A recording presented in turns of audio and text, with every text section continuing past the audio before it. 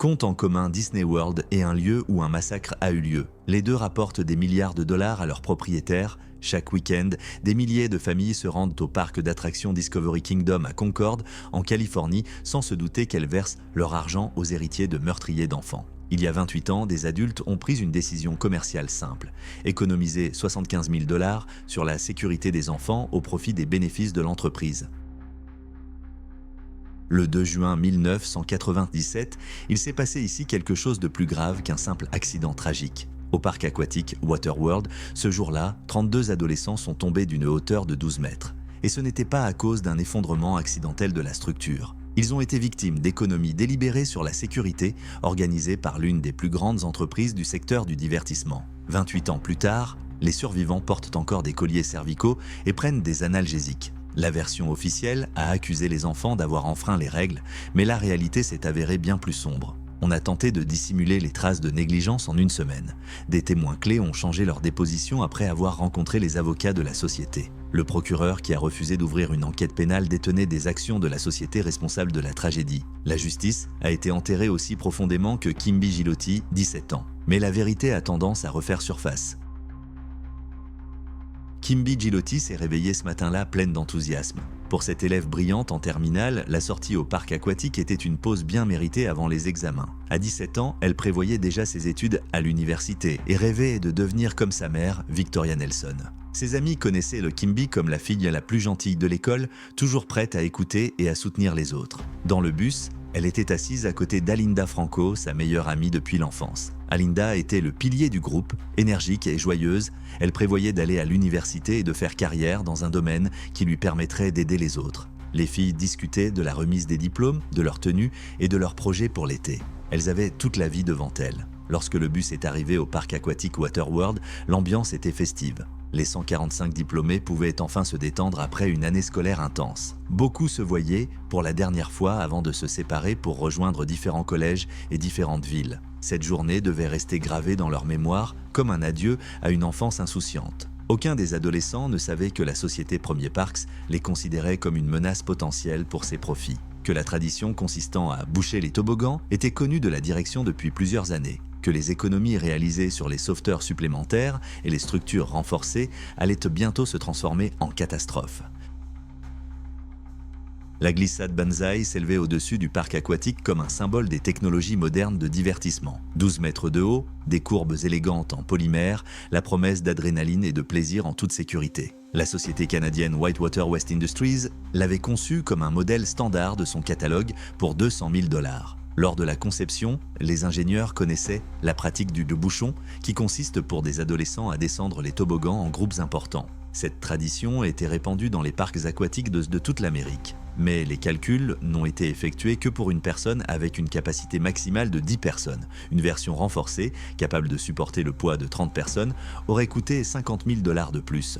Premier Parks a choisi l'option la moins chère. La société de Kieran Burke construisait un empire du divertissement en rachetant des parcs dans tout le pays. Et chaque dollar économisé augmentait les bénéfices des actionnaires. La résistance des matériaux, la fiabilité des fixations, le nombre de structures de soutien, tout était calculé au minimum. Lorsque le Banzai Pipeline a été installé au parc aquatique Waterworld, les autorités locales de Concord n'ont pas procédé à des contrôles indépendants. Jusqu'en 1997, la Californie disposait d'un système d'autorégulation.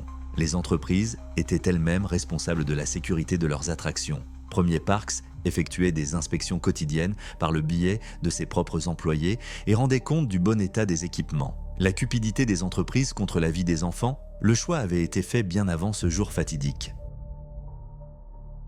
La journée se déroulait parfaitement jusqu'à 15h30. Les adolescents avaient passé 6 heures au parc aquatique, fait des toboggans, nagé dans les piscines et profité de leur dernier jour d'école. Roger Ashlock, directeur adjoint et responsable du voyage, observait ses élèves avec sérénité. Sur les 8 accompagnateurs adultes, pour 145 élèves, la plupart étaient déjà en train de rassembler leurs affaires. L'annonce au haut-parleur a sonné comme un signal « Élèves du lycée Napa High, veuillez regagner les bus ». Mais au lieu de se diriger docilement vers la sortie, des dizaines d'adolescents se sont précipités vers le Banzai Pipeline. La tradition du à-bouchon devait être respectée.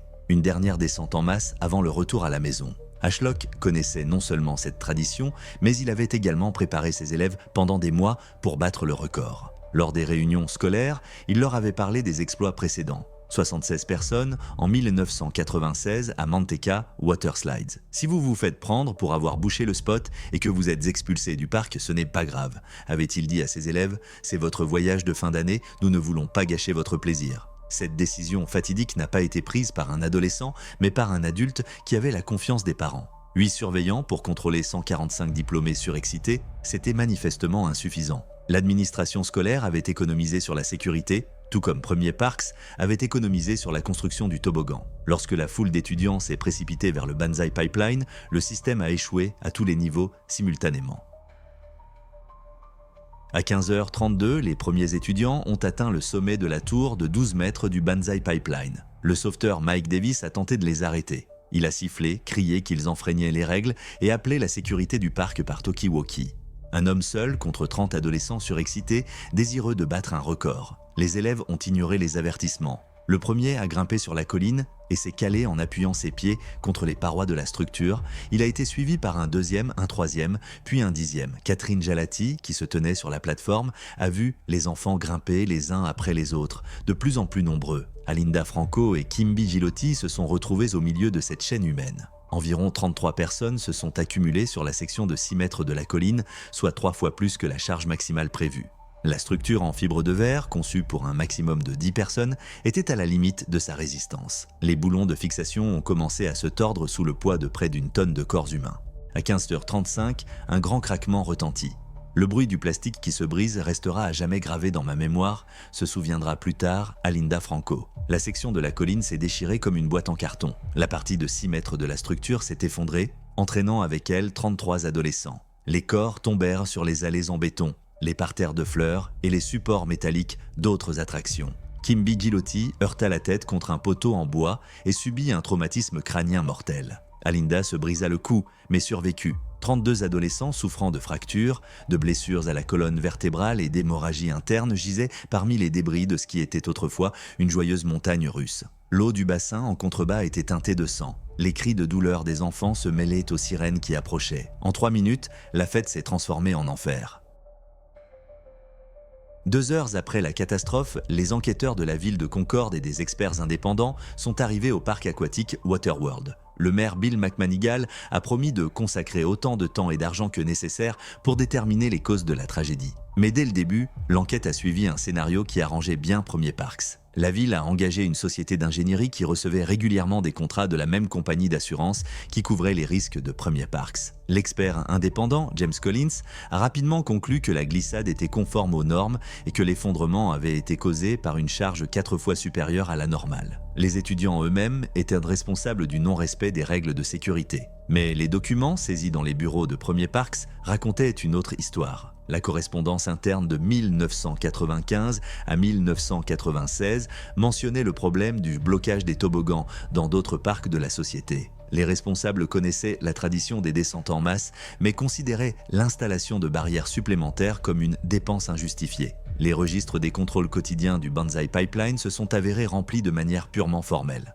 La mention « toboggan en bon état » était répétée jour après jour sans indication des éléments spécifiques contrôlés. Le technicien Robert Miller a par la suite avoué aux avocats que l'inspection prenait généralement 5 minutes au lieu de l'heure prévue. La preuve la plus compromettante a été une vidéo enregistrée par les caméras de surveillance du parc. Les archives montraient 3 tentatives précédentes de blocage du Banzai Pipeline en mai 1997. Les sauveteurs arrêtaient les étudiants d'autres écoles lorsque 15 à 20 personnes se rassemblaient sur la colline. Mais la direction du parc n'a pris aucune mesure pour empêcher de nouvelles infractions.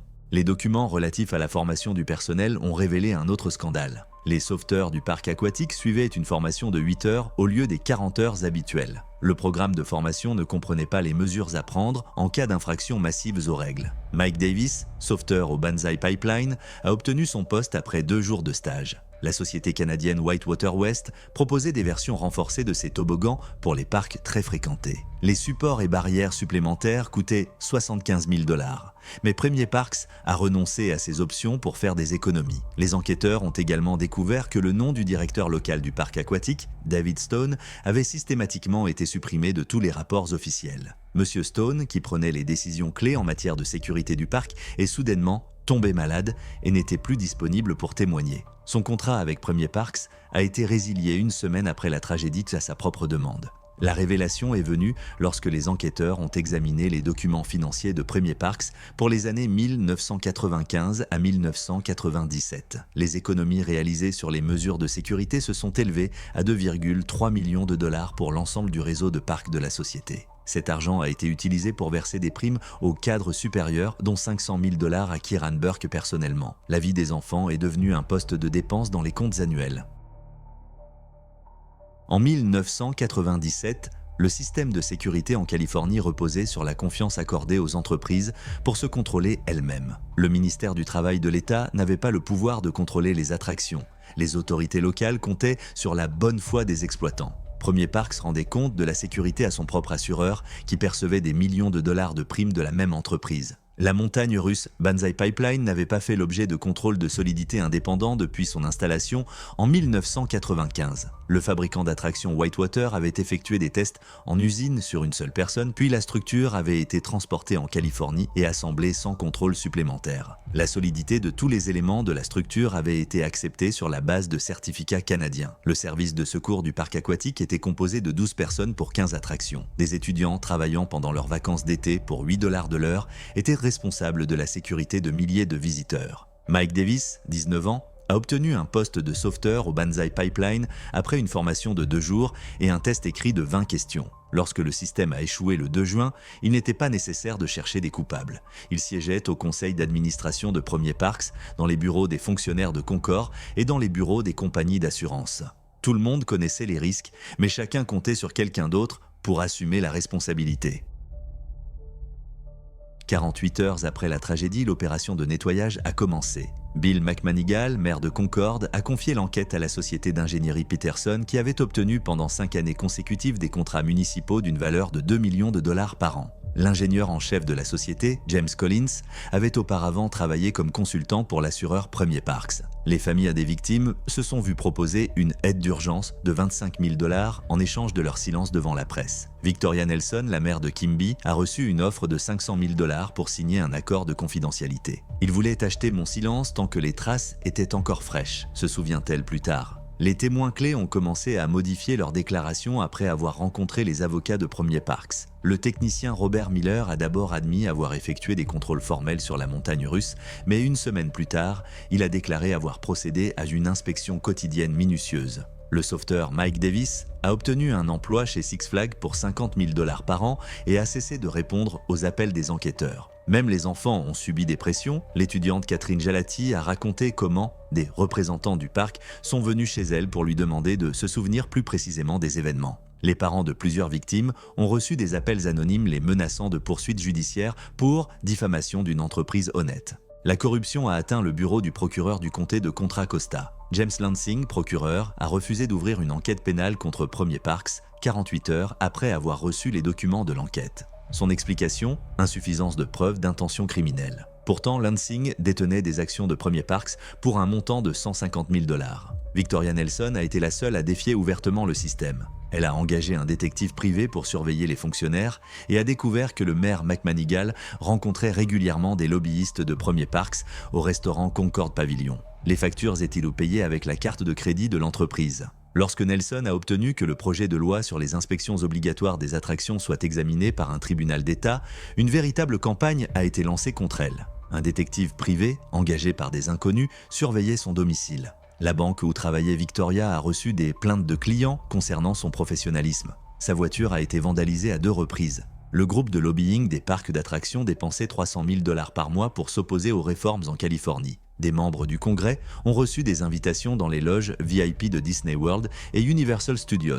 Leurs enfants ont été placés en otage dans des parcs d'attractions avec un salaire de 5 000 $ par mois. La partie la plus cynique de l'opération de camouflage a été la tentative de rejeter la faute sur les victimes. Les avocats de Premier Parks ont engagé le psychologue Richard Spencer pour évaluer la propension des adolescents à adopter des comportements à risque. La conclusion était la suivante: les élèves de Napa High ont sciemment pris des risques en ignorant des avertissements évidents. Le district scolaire de Napa Valley, qui soutenait initialement les familles, a soudainement changé de position. Roger Ashlock a obtenu un congé administratif pour se remettre du stress, tout en conservant son salaire annuel de 75 000 $. Les documents relatifs à son rôle dans la promotion de la tradition du habouchage ont disparu des archives de l'école. Le système protégeait le système. L'industrie du divertissement, qui pèse 55 milliards de dollars, ne pouvait pas se permettre qu'une seule tragédie détruise son lucratif système d'autorégulation. Chaque fonctionnaire, chaque procureur, chaque expert connaissait son rôle dans cette mascarade. Victoria Nelson s'est battue seule contre une armée d'avocats, de lobbyistes et de fonctionnaires corrompus. Mais le plus révoltant était le silence de ses collègues. D'autres familles de victimes, après avoir reçu des indemnités, ont refusé de soutenir la lutte de Nelson pour la justice. « Nous voulons oublier et continuer à vivre », ont-elles déclaré. Le système achetait non seulement les fonctionnaires, mais aussi le silence des victimes.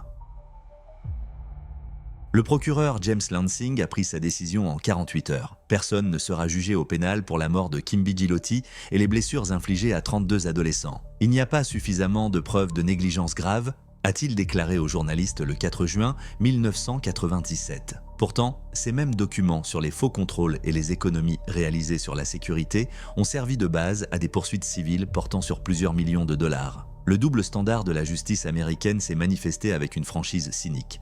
La juge Margaret O'Connor, chargée de l'affaire civile, a qualifié les actions de Premier Parks de « négligence flagrante », à la limite du criminel. Mais les procureurs ont continué d'affirmer qu'il n'y avait pas d'infraction pénale. Les entreprises paient, les gens vont en prison. Cette règle ne fonctionnait pas dans l'autre sens. Les indemnités ont été réparties selon une arithmétique cruelle de la souffrance humaine. La famille de Kimby Gilotti a reçu 1 700 000 $ pour la mort de leur fille. Alinda Franco, qui s'est brisé le cou et est condamnée à souffrir toute sa vie, a reçu 180 000 $. Un étudiant, qui s'était brisé la colonne vertébrale, a reçu 120 000 $. Les fractures des bras et des jambes ont été évaluées à 50 000 $ chacune. 24 familles ont signé des accords de confidentialité en échange d'une somme totale de 4 millions de dollars. La société Premier Parks a dépensé 8 millions de dollars en frais juridiques, soit 2 fois plus que ce qu'elle a versé aux victimes. Les compagnies d'assurance ont couvert tous les frais en les répercutant sur les primes de leurs autres clients. Aucun membre de la direction n'a perdu un centime de sa fortune personnelle. L'argument de la défense invoquant la négligence concomitante des étudiants a été le plus révoltant. L'avocat Kevin Murphy a déclaré devant le tribunal « Ces adolescents ont délibérément enfreint les règles, ignoré les avertissements du sauveteur et créé eux-mêmes une situation dangereuse. Des enfants de 17 ans ont été accusés d'être responsables de leur propre mort et de leurs blessures. » Roger Ashlock, qui avait encouragé les élèves à établir un record de 76 personnes, a échappé à toute responsabilité. Le district scolaire lui a versé 25 000 $ de dommages et intérêts et lui a accordé une retraite anticipée. Kieran Burke a reçu une prime de 2 millions de dollars en 1998 pour avoir géré la crise avec succès. La justice s'est avérée être une marchandise qui s'achète au prix fort. Des avocats d'entreprise à 1 000 $ de l'heure contre des procureurs surmenés payés par l'État. Des experts privés avec les conclusions voulues contre des fonctionnaires au budget réduit. L'issue était courue d'avance.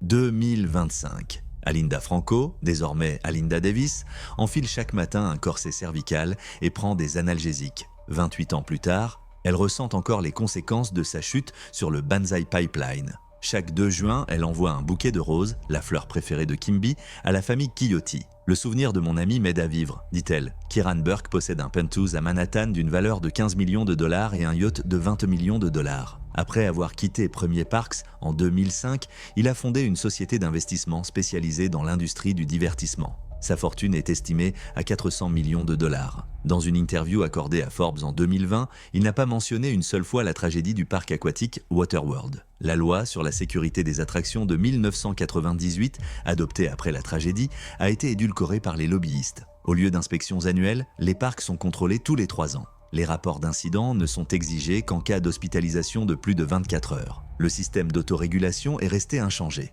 Depuis 1997, 23 personnes ont trouvé la mort dans des parcs aquatiques américains. La plupart des victimes sont des adolescents et des enfants. À chaque fois, la cause invoquée est le non-respect des règles par les visiteurs ou un accident tragique.